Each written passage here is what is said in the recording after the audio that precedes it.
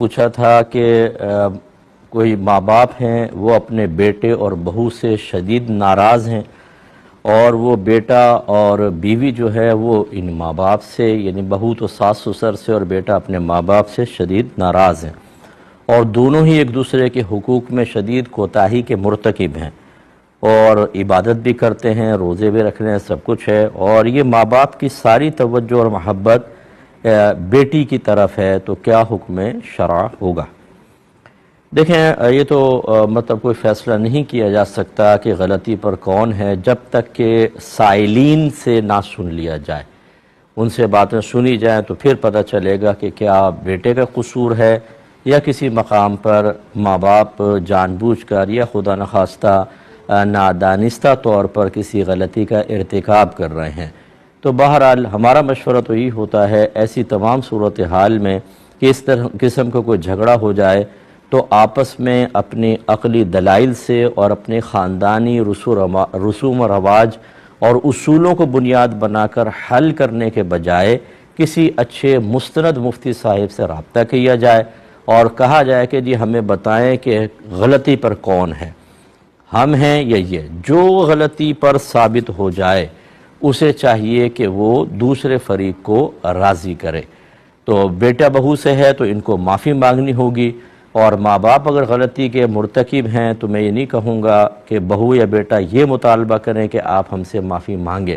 بس ان کا غلطی کا اعتراف کر لینا کہ ہاں ہم سے غلطی ہو گئی یہی کافی ہے، اور ادب کا تقاضا یہ ہے کہ بیٹا کہے کہ آپ کو معافی کی حاجت نہیں، میں آپ سے دل سے راضی ہوں، اللہ تعالیٰ آپ کو جزا عطا فرمائے۔ ماں باپ کا ادب و احترام رکھنا ہوگا۔ تو یہ بہرحال جو کر رہے ہیں ایک دوسرے کے حقوق میں کوتاہی یا ظلم کے مرتکب ہو رہے ہیں، یہ میدان محشر میں جواب دہ ہیں۔ دوسری بات یہ ہے کہ ماں باپ بعض اوقات ایسا ہوتا ہے کسی ایک بچے کی فیور میں دوسرے کے ساتھ ناانصافی کر رہے ہوتے ہیں، یہ بھی بالکل غلط ہے۔ بیٹی سے فطری طور پہ زیادہ تھوڑا سا لگاؤ ہوتا ہے، وہ کمزور ہوتی ہے، بیٹے سے کم ہوتا ہے، کیونکہ ان کو لگتا ہے پیچھے بہو اس کا دماغ خراب کر رہی ہے، لیکن اس کا مطلب یہ نہیں ہے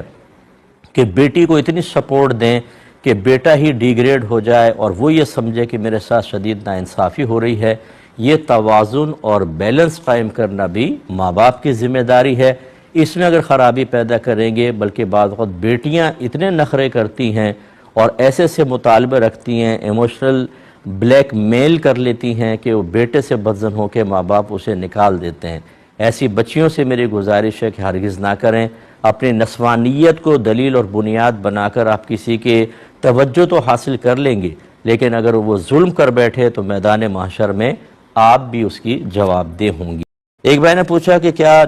نبی کریم صلی اللہ علیہ وسلم نے اپنی آخری عمر مبارکہ میں رفع یدین ترک کر دیا تھا،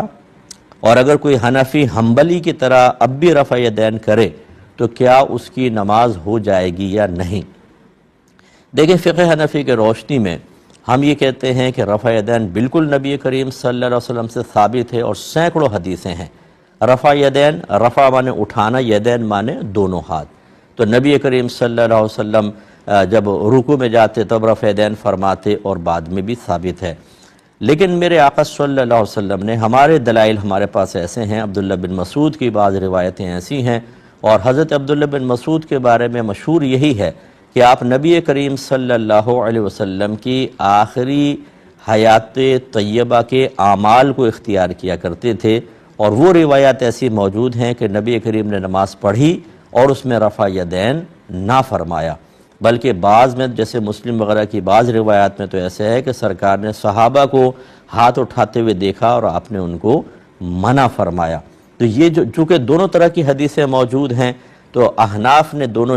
طرح کی حدیثوں کو جمع کر کے غور کیا، اور معلوم ہوا کہ رفع یدین منسوخ ہو چکا ہے، اور ناسخ وہ حدیثیں ہیں کہ جن میں رفع یدین کا ترک ثابت ہے، تو یہ حکم دے دیا۔ اور بعض ایسے ہوتے ہیں جو ناسخ حدیثوں کو نہیں مان رہے، وہ دوسری جہت سے ان کو دیکھتے ہیں، وہ رفع یدین کر رہے ہیں۔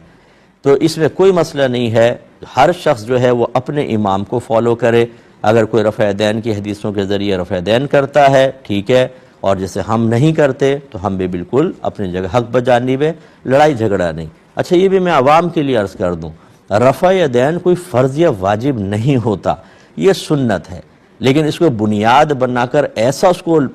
اچھالا جاتا ہے کہ لگتا ایسا ہے پبلک کو کہ اگر رفع دین نہیں کیا، حدیث میں آیا ہے، اور نہیں کر رہے، سارے کے سارے جہنم میں چلے جائیں گے۔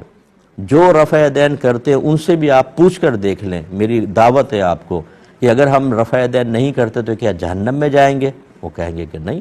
کریں تو صحیح ٹھیک ہے، ہمارے ان کے نزدیک وہ کہیں گے کہ ہمارے نزدیک سنت ہے، نہیں کریں گے تو آپ جہنم میں نہیں جائیں گے۔ لیکن اس مسئلے کو ایسا لائٹ میں لایا جاتا ہے اور اس طرح پھر امت آپس میں لڑتی ہے، جسے رفع دین نہیں کیا تو نمازیں باطل ہو گئیں، اور جو نہیں کر رہا وہ جہنم میں جائے گا، یا جو کر رہا ہے وہ جہنم میں جائے گا۔ اس میں جھگڑا وغیرہ نہ کریں۔ حنفی جو ہے وہ حنبلی کی طرح نماز نہ ادا کرے، وہ رفع دین نہ کرے، وہ اپنے امام کو فالو کرے۔ 4 اماموں کی تقلید پر اب امت متفق ہے: امام اعظم ابو حنیفہ، امام شافعی، امام مالک، امام احمد بن حنبل۔ اور تمام امت نے اتفاق کر لیا ہے کہ کسی ایک امام کی پیروی اب واجب ہے، لازم ہے۔ اس کو تقلید شخصی کہتے ہیں، اور یہ اس لیے لازم ہے کہ اگر آپ اس کو چھوڑ دیں، تقلید نہ کریں، تو پھر آپ ڈائریکٹ قرآن و حدیث کی طرف آئیں گے، اور ان میں تعارض بہت زیادہ ہے۔ ایک ایک چیز کے بارے میں سینکڑوں حدیثیں ہیں، کیسے نتیجہ نکالیں گے؟ کسی نہ کسی کو تو بنیاد بنائیں گے کسی ایک حدیث کو قبول کرنے کے سلسلے میں، تو یہ بھی تو ایک طرح کی تقلید ہی ہوگی۔ اس لیے امت اس پہ مجتمع ہے، تو کسی ایک امام کی تقلید کریں۔ ہم امام اعظم کی کرتے ہیں اور ہمیں یہی صحیح لگتا ہے۔